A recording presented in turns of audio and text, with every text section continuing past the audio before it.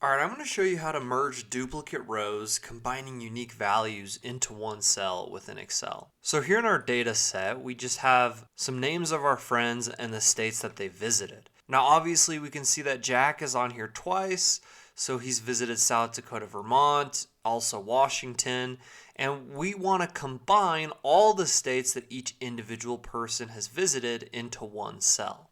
So the first step, we're going to copy the headers here and put those off to the side here. We'll expand these columns. Now we're going to want to type equals and type the unique function within Excel. And we're going to select our range of names here.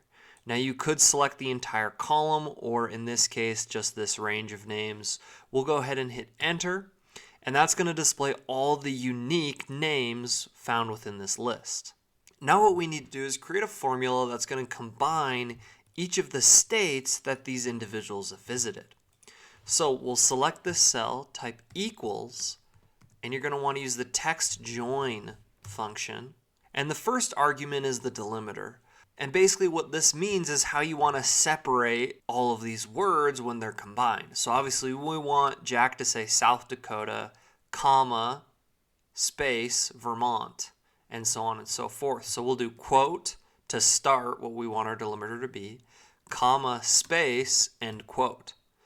And then we'll type comma, and then we want to type true here to ignore any empty cells. Then we'll type comma, and then we're going to want to create an if statement. So if, and then we'll select the entire column where the names are found, so column A. So if that column equals this first name here in cell D2, so if that equals Tracy, if that's true, we want it to display column B.